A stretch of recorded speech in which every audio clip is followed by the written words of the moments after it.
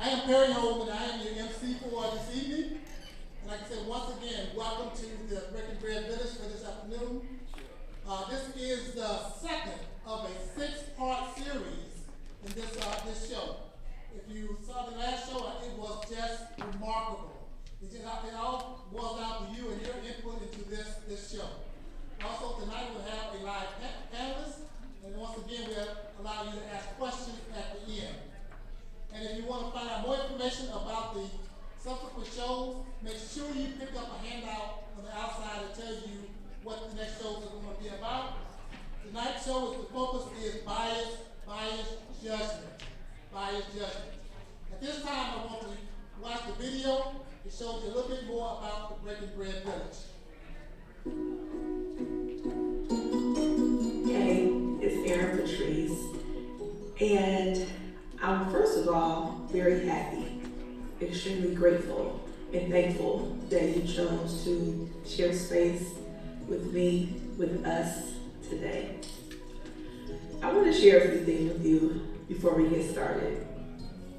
Many people have asked me why I titled this series, Including You. And my answer is and will always be that as we aim and strive to grow understanding, peace, empathy, connectivity across the globe, across the nation, within our neighborhoods and communities, and even within ourselves, it includes all of us, even you.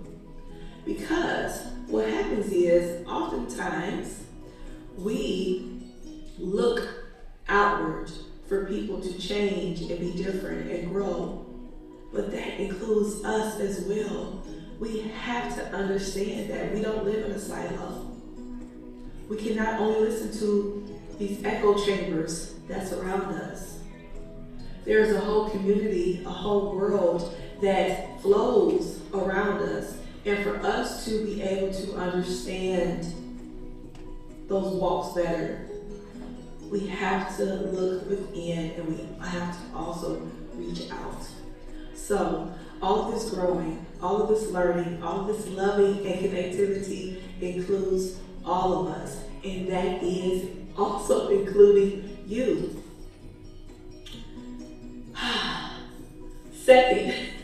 My second point is that I really want everyone that comes into this space to understand that this is a sacred space, a safe space. This is a space where all people are invited in and given permission to be themselves. We want to hear from all different type of people with different backgrounds, cultures, experiences. Lived experiences are the best way for us to share our stories. And when we bring that all together, right here, this table, in this space, we get to learn, not only as a collective, but individually. So, let's respect that, let's honor that, let's welcome that, because this is about giving and receiving. You give a little grace, you receive a little grace. When you give a little love, you receive a little love.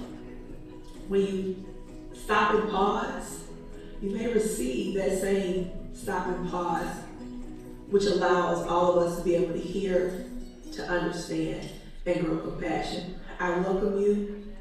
I can't wait to get started. You've heard from me long enough, and you may hear from me again a little bit later within the show. But thank you so much for being here. Welcome to the Breaking Bread Village experience. And I want to let you know too, if you go to tbbv.org, underneath live show, there's a section there to do some pre-show questions. Only 3 or 4 questions. If you could fill those out for me, that would be great. After the show, we have some post-show questions. At this time, I'd like to introduce our panelists. Our first panelist is going to be Ben Tinney. Second, Emily Anderson. Aisha Midha. Kevin Jones. Matt Travis. And Sarah Schultz. Let's give them a hand and say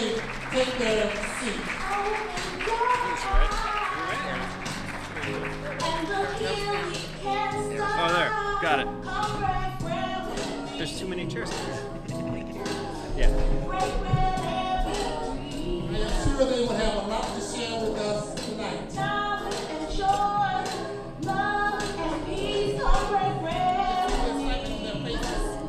Ready to go?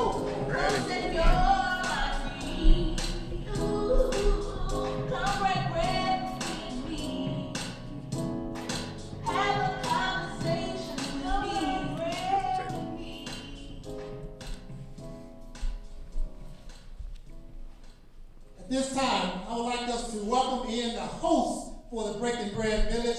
That's none other than Erin Patrice. Let's give her a warm welcome. She's coming in.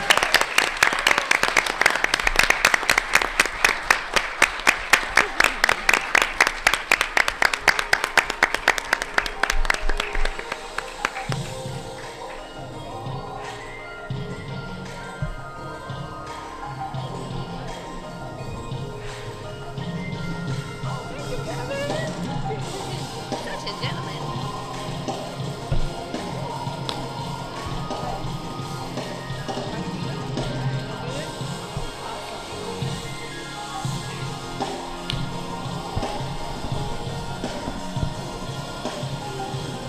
So how this works?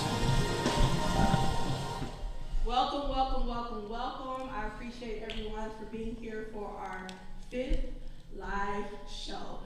Very excited about that. And I want to, of course, thank the panelists for being here, taking some time out to have a little bit of a conversation. So we're going to go ahead and get started. Today, we are going to be talking about biases and judgment. What's interesting is that biases is something that we all feel like everybody else has and we don't. So we're going to kind of open up with kind of talking about what do you all feel are biases and you know, what do you feel are some judgments that you've had that you feel like people may have unfairly prejudged you on? So I want to start with Sarah. On that first start off, on what do you think some biases are and how you feel like people have judged you? How folks have judged me. Yeah. Well, thanks for the question, and also just Erin, thank you so much for this time and for setting such a beautiful table for us all to break bread together. Thank you.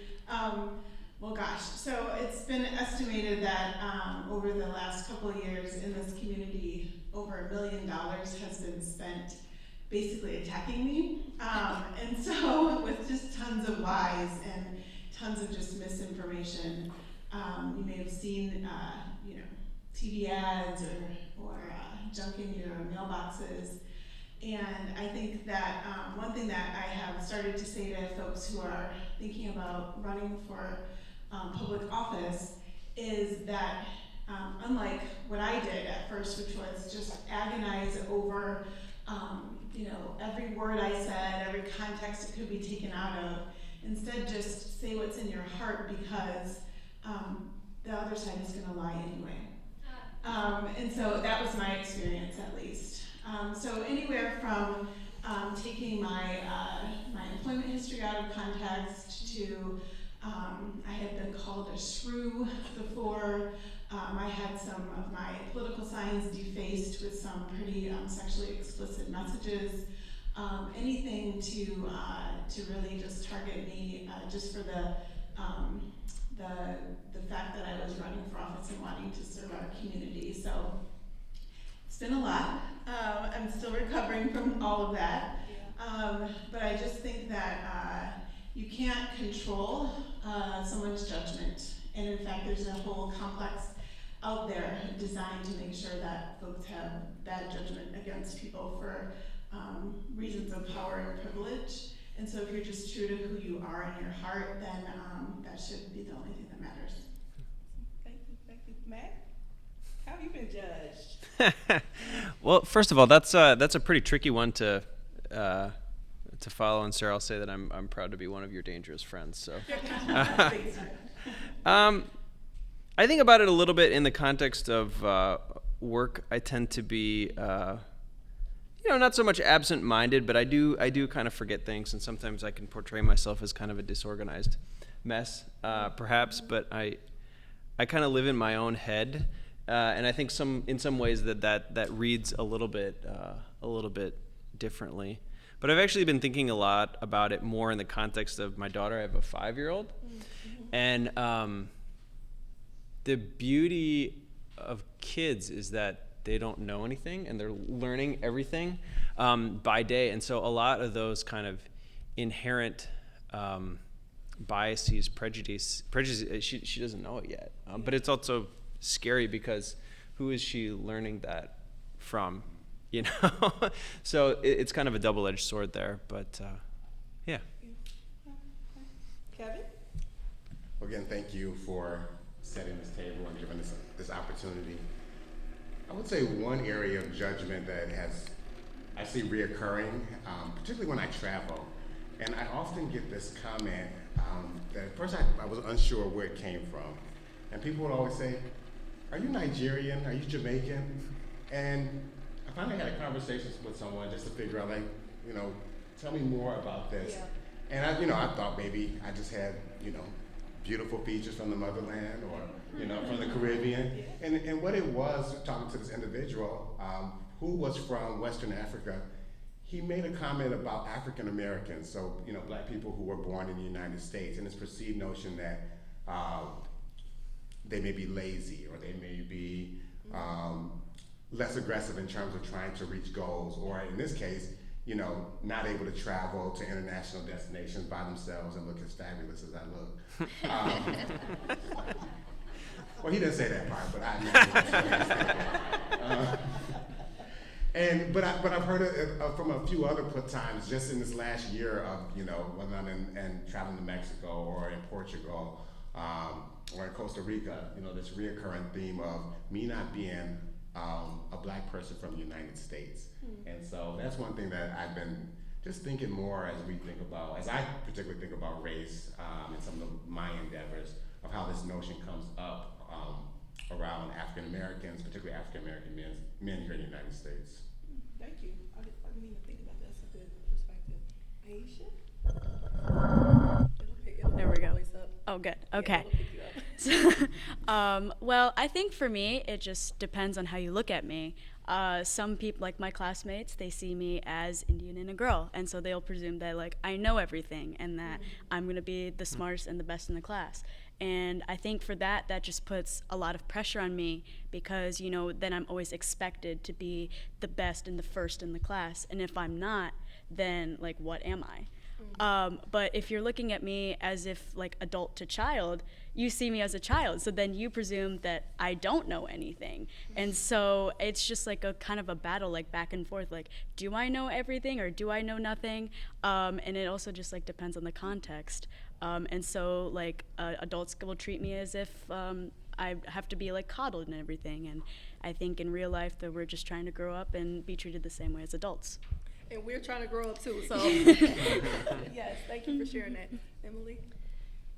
Yeah, I think that I've been very fortunate to grow up in a very privileged way. I'm white. I have grown up in a relatively affluent city. I lived my whole life in Midland, but I think the thing that always comes up for me is that I'm a woman, that I'm blonde, and I happen to have ADHD, and if you have ADHD and you're blonde, they're just like, oh, you're a bimbo, yeah. So that has always sort of been, I guess, the bias that's been held against me is that, I'm stupid, or I get what I want because of the way that I look, or that, I don't work as hard to get what accolades I have earned, and that I haven't earned them myself, that it was somehow gifted upon me because I'm a woman and I've used my feminine wiles or whatever to get what I want. Well, because pretty privilege is a thing, right? I mean, Absolutely. because we can talk about that too, how some judgments or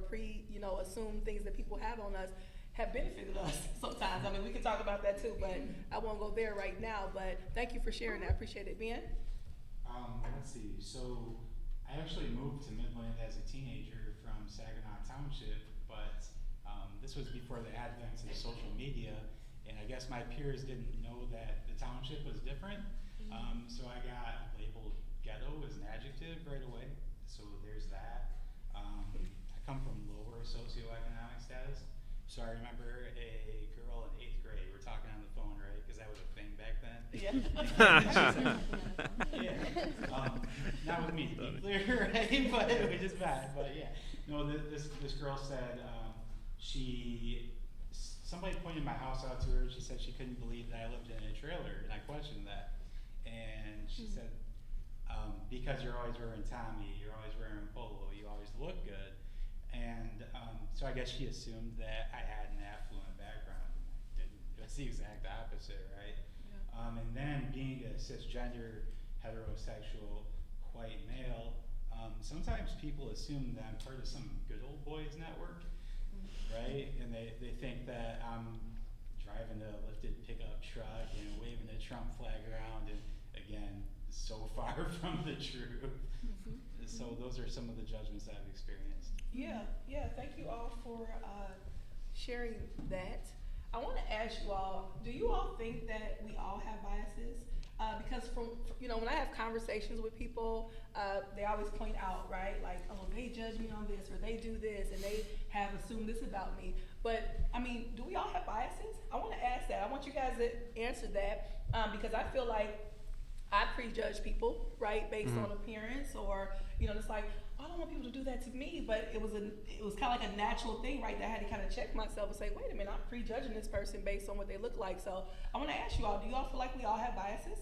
And if so, I mean, if you want to share some that you may have. I'll share one. Okay. So I think the short answer to your question is yes. Yeah. And I think it's natural. I really do. I think that in sort of a natural state of being, if you look at like the color red in nature, right? I see the color red, and I have a bad experience with that, and then I see the color red again, right? And I want to avoid whatever it is that's red now because of my bad experience before. And it's about sort of like a defense mechanism. And the problem is when we apply that to people, and when we know better, we do better. So recognizing what your biases are, and then trying to get over them and through them and get rid of them is important when they apply to people. So my example is this, and it's kind of a funny one. I'm left-handed. I like left-handed people more. Oh, that's how we get along. I just do. That's right. That's why I like you so much, Aaron. I just do. I just like left-handed people more. My son is left-handed. I like him not more than my daughter, but I do like him quite a lot. And here's the thing. I'm in HR. And if I am interviewing somebody and I notice that they're left-handed, I have a tendency to want to hire them more. And that's not fair. That is not fair. And it took me a while in my career, a couple of years, to realize that like I was connecting with somebody because of left-handedness, and they had nothing to do with whether or not they were going to be the best candidate for the job. And so when I realized that, when I knew better, I started to do better. And I would see that left-handedness and be like, I want to go have a beer with this person, but I'm not necessarily going to hire them, right? And so I think that it's true, right? That we all have biases. We can have biases. That was a pro left-handed bias. There's could be an anti bias for any type of identity or whatnot. Could be based on experience or something. Right. And we have to just learn to recognize what those are and make sure they're not influencing us in ways that are unfair. Yeah. So I'm going to dig a little bit deeper. Because, and I'm going to tell a quick story, and then you all can share, if you all want to, some of your biases. Because I want us to really be really transparent today. Thank you for sharing that, because I know that's why we probably get along with our left-handedness. So I'm going to tell you guys something really quick, and then you guys can go, just so I can practice what I'm preaching. So one time my car stopped on the side of the road. This was years ago. My children were really small. This was before everybody had cell phones, and I remember the car stopped. And I couldn't call anybody, didn't have a phone, and a pickup truck pulled up behind me, right? And this big burly white guy got out, and he just had all the look, right? That from growing up, I had, that I was kind of afraid of, right? And that I thought would not like me because of how I looked. And so when he pulled up, I'm like, oh my goodness, what is going on? and there was nobody around, and I'm kind of like, what do I do, you know? And he came up, knocked on the window, and I'm like, you know, that was, you had to do like this, and, you know, and he said, you know, do you need help? Can I help you? And I remember being so relieved that he was there to help, but then also embarrassed, right? That I had this fear of him based on how he looked. Are some of the fears, right, justified in our mind? Of course, right, if we have different experiences that you talked about earlier. But I felt kind of bad. And it really, I use that lesson even now with how I interact with people and how I prejudge. So does anybody have any times where you have done that, where you've kind of presumed? Yeah, Aisha, you want to go ahead and Ben? You're nodding your head. Yeah, so, you know, as a woman, you know, we definitely have to be very careful out in the world because, you know, there's a lot of dangerous situations that we can be in. And I think I had just gone to like Deck Estates, and I remember we have to like do this little walk at night in order to get to the place to do the competition.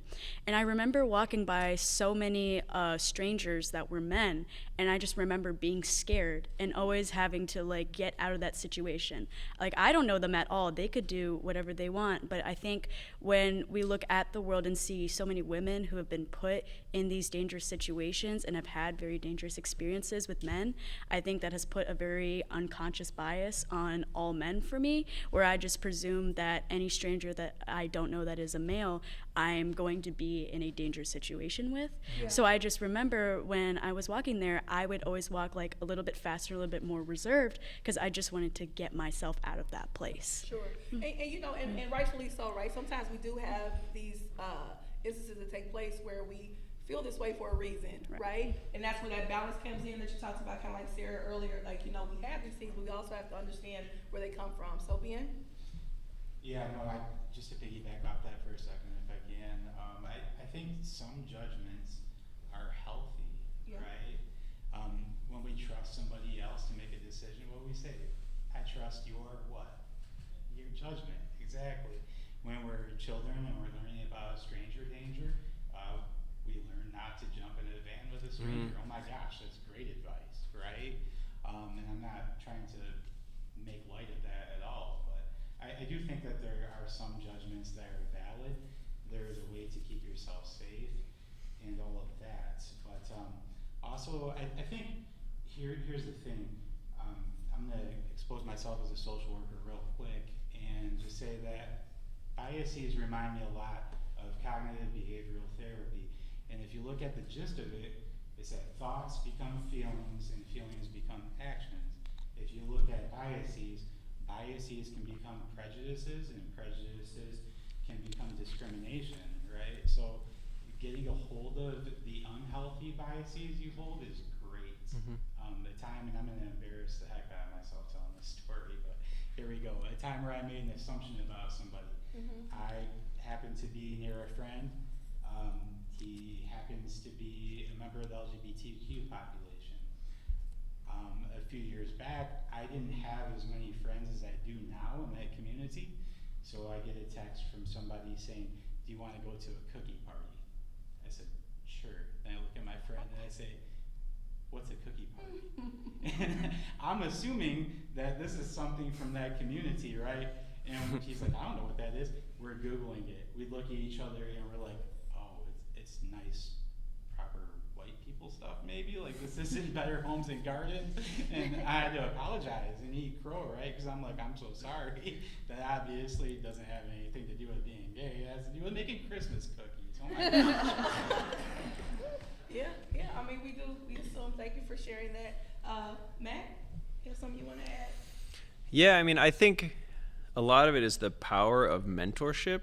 You know, it's really a wonderful thing, but how many biases, how many things have we learned from like mentors who say, oh, this is always this way, or be careful, you know, or your parents or whoever, oh, don't do this, it's dangerous, or be careful over there, that's not a great part of town. And then, you know, being kind of on the flip side of that, those things that you always kind of accept as universal truths. And then there's a moment, I remember with one teacher in particular, where I kind of came back and I was like, oh my gosh, everything they said wasn't right. And that was a pretty profound moment. I mean, for me, this is kind of a frivolous example, but this isn't. I'm a conductor, musician primarily, and he had a very specific idea of like what good music and what music of value was. And I wrote my master's thesis with him. You spend so many hours with this person, and in some ways you really admire them and still do. But then there comes to some point and it's like, maybe that wasn't it. There's a whole world of other things out there that have value, and it's not value is determined based on more than just what someone that you respect and admire says. And I think that that's tricky to kind of unravel at some point. Yeah, it goes back to those silos, right? We always talk about that, the silos, and these kind of like our echo chambers, right? People around us that help influence us. And that's also something I want to talk about in how we learn these biases. How do we learn to judge people, right? And I really like that you brought that up, because we do. People teach us this is right, this is wrong, right? I mean, even when you talk about like religion or, kind of different organizations you belong to, people teach you which direction to go. So did you want to add something, Emily, to that? Yeah, I think it's been fascinating to watch the way that media has affected our biases over the course of the last 10 years or so. I don't know what major thing happened in the last 10 years that they might have been able to use to prey on us, but there's been just a lot of preying on the emotions of others and really dividing into black and white, good versus bad. And I think that one of the things that we can do for ourselves is acknowledge our own bias. I think you're absolutely right. There's such a fear in being labeled a racist or a misogynist. And, I was raised in a racist and misogynistic culture. So I am partly those things.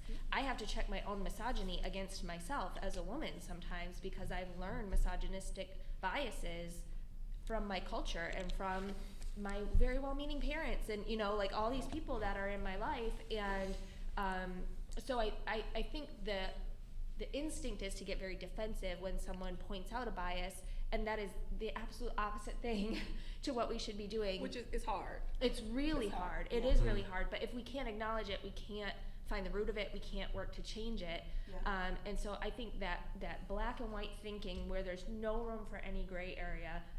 There's a song in the musical Avenue Q, which is Sesame Street for grown-ups. If you've never seen it, it's actual puppets talking about grown-up things. And there's a song in that show called Everyone's a Little Bit Racist. And it's sometime. Yeah, exactly. Yeah, we could sing the whole thing for you, but we won't. Our theater people. Yeah, there you go. And it's very, tongue-in-cheek, and I suppose it could be pretty offensive to some folks. But I think the idea behind it is it's okay that we have these feelings and these thoughts and these biases. What's not okay is when we don't do anything about it, and we don't try to balance the scales.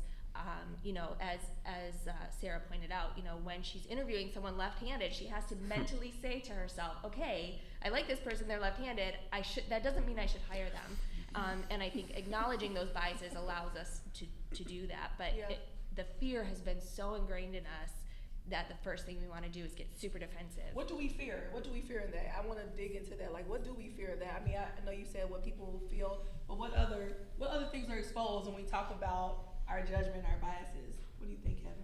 Yeah, I think, there's a lot that can be exposed, from where we've grown up to, the types of people that we surround ourselves with. We put ourselves in vulnerable situations when others can see our biases. So I want to add one example for myself. For more than 25 years, I've collected at antique shops some of the most racist items to the most celebratory of black culture. And when I first got started, I would see these vendors selling these things I found just really offensive, and I would have so many questions in my head, not even questions in my head, I had so many statements in my head about these individuals and who they were and how they got these items. And over the years, as I began to allow myself to open up and have conversations with folks, I gained new friendships, I gained new relationships. But also what I exposed for myself was just how much anger I had inside around certain issues, possibly even hatred, some very tough emotions. And those weren't things that, growing up, we were always taught not to have hatred in your heart, not to have these things. And so, it exposed some parts of my life that I wanted to change so that I could be a more open person to really be able to engage in conversations and dialogue with individuals about things that I found of interest. Yeah. And so I think that, when we don't explore those biases or those vulnerabilities, then, we keep ourselves closed off, and there's a lot that's not exposed and a lot that we don't get exposed to by doing that. Yeah, do you guys feel, thank you for sharing that. Do you all feel that there's ever been a person that you judged, and then when you kind of took time to know them a little bit better, you felt a little bad for not, for prejudging them? Have you ever had that? I have. Mhm. Have you ever had someone where you meet them like new at work, and you see them, it's like, oh my God, this person drives me nuts or whatever, and then you start to take a little bit more time to learn about them, and you understand their why, their how, right? And say, oh my goodness, this is why they're like this, right? Or she's always upset because her husband is home with cancer, right? And she's his caregiver. Just things like that where we judge people without pausing, right? And taking that time to say, okay, it's maybe a little bit more here. Have you all ever experienced that? If so, please share. Have you ever experienced it?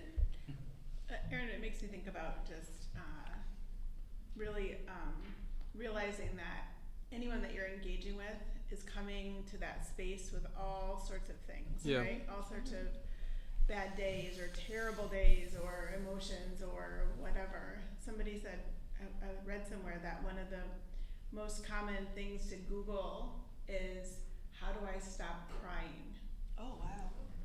And so like, if you were to approach people with this idea that maybe they just Googled, how do I stop crying? Then maybe we could find some better humanity among us, to give folks, space to just be their authentic selves, right? Because I do think that, I think it happens, just with, common interactions or with prejudging. I'll say that I've prejudged young people before, that's for sure, right? Who have eventually taught me more than I can ever thank them for. But I've judged them in some instances as, I have to teach them or I have to show them in my career and in sort of my community life. And so, so I think it's true that it happens, and that people are all sorts of layers of complexity, way deeper than what we know and way deeper than our common interactions with them. And if we can hold that in our hearts when we interact, then I think we could do a better job. Yeah, thank you. Go ahead, Matt. Yeah, that, first of all, I want to know, is the answer like cat videos and episodes of The Office for Stop Crying? Or like, that actually resonates deeply with me, and I think about it a lot in terms of, relationships with colleagues or, with patrons. If someone's really upset about something, oftentimes I think what they're upset about is not the root, like that is the symptom. There's something else that's going on, and how do we kind of give each other the benefit of the doubt and think sort of before quickly reacting, and be more empathetic of one another and think, okay, maybe this person is really upset that they didn't get the right tickets to the show, or there's some weird work thing. How do we identify what it really is, and how do we help make that better for everybody? And that's kind of what I'm always thinking about in the context of any relationship, really, but specifically any conflict. Because if we're going way in the tangent zone, I think in the kind of, I don't know if we're post or pre or mid-COVID world or whatever we are in the context of that, but I think, there was that 6 months where we had time just to kind of think about ourselves. And I think we relate with one another differently, and are still figuring out how to process that. And yeah, I guess I rest my case.